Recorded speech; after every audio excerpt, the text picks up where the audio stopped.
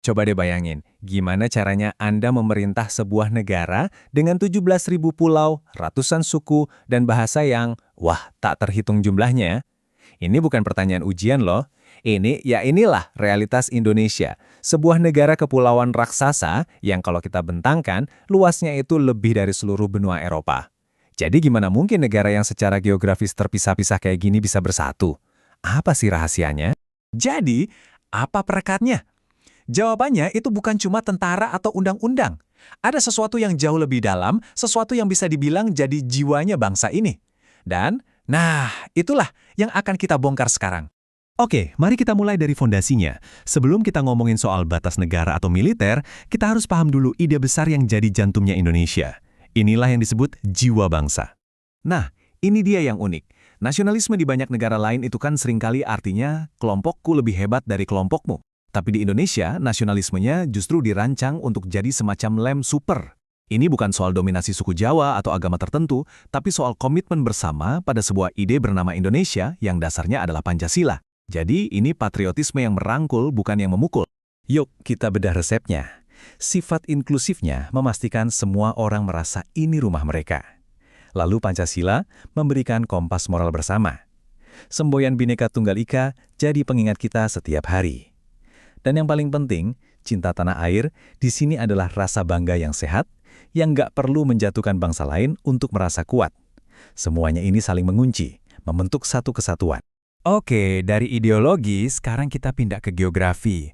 Setelah punya jiwa, gimana sebuah bangsa benar-benar menggambar batas negaranya? Apalagi kalau sebagian besar wilayahnya itu, ya air, ini tantangannya, memetakan sebuah negara maritim. 77%. Coba deh resapi angka ini. 3/4 dari tanah air Indonesia itu ternyata air. Ini mengubah segalanya kan? Indonesia itu bukan negara darat yang punya beberapa pulau, tapi negara laut yang ditaburi daratan. Inilah identitasnya. Dan disinilah tantangan terbesarnya juga dimulai. Terus gimana cara kita mengklaim lautan? Kan nggak mungkin kita pasang pagar di tengah laut ya kan? Nah, jawabannya ada di dokumen ini. UNCLOS 1982. Anggap aja ini semacam buku aturan main hukum laut internasional. Inilah yang memberi Indonesia dasar hukum buat bilang, "Hei, ini wilayah kami." Begini cara kerjanya. Bayangin ada beberapa lapisan tak kasat mata di sekitar setiap pulau di Indonesia. Semakin dekat ke darat, kedaulatan Indonesia itu mutlak. Tapi semakin jauh, kontrolnya berubah. Mungkin bukan lagi kedaulatan penuh, tapi Indonesia punya hak eksklusif untuk ambil ikan atau minyak di zona ekonomi eksklusif atau ZEE. Ini cara yang cerdas untuk memetakan kekuasaan di atas air. Menggambar garis di peta sih gampang ya, tapi masalahnya muncul ketika tetangga Anda datang dengan peta mereka sendiri dan garisnya beda. Nah, disinilah diplomasi yang tenang bisa berubah jadi sengketa yang panas. Garis waktu ini sebenarnya adalah rangkuman dari sebuah drama panjang puluhan tahun. Awalnya dari Malaysia yang tiba-tiba merilis peta baru, masalah ini akhirnya sampai dibawa ke pengadilan internasional.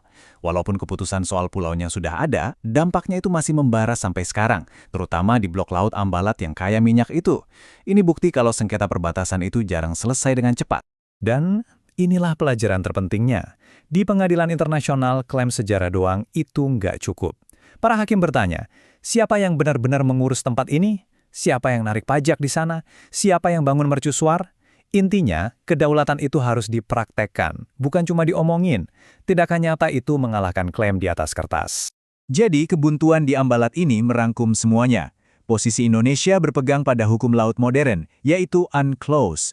Sementara Malaysia pakai peta warisan kolonial yang mereka buat sendiri di tahun 79. Dua dasar hukum yang sama sekali berbeda, tapi mengklaim satu wilayah yang sama-sama kaya sumber daya.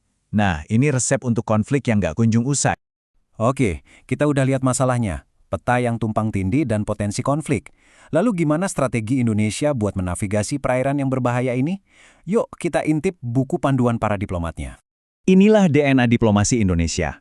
Polanya tuh selalu sama. Pertama, kita bicara baik-baik. Kedua, kita pakai aturan main internasional. Ketiga, hindari kekerasan sebisa mungkin. Dan keempat, jangan sampai bakar jembatan, karena besok kita masih tetanggaan.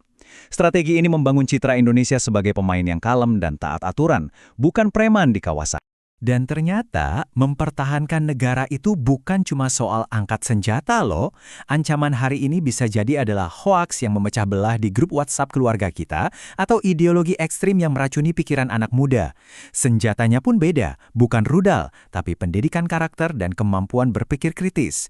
Ini bukan lagi perang di laut, tapi perang di dalam pikiran kita. Dari strategi besar pemerintah, mari kita turun ke level yang paling penting. Kita semua.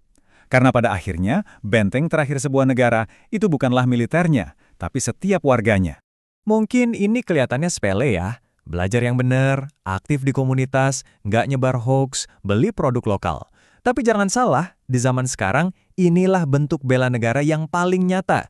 Setiap kali Anda memilih untuk tidak ikut menyebar kebencian, Anda sedang memperkuat persatuan. Setiap kali Anda mendukung usaha lokal, Anda sedang membangun ekonomi. Ini adalah patriotisme dalam tindakan kita sehari-hari. Jadi, inilah intinya. Menjaga Indonesia yang luar biasa kompleks ini bukanlah tugas TNI sendirian. Ini adalah sebuah proyek gotong royong raksasa. Kedaulatan negara ini dibangun dari setiap prestasi pelajar, setiap karya seniman, dan setiap keputusan bijak yang kita ambil setiap hari. Itulah cara 17.000 pulau tetap menjadi satu.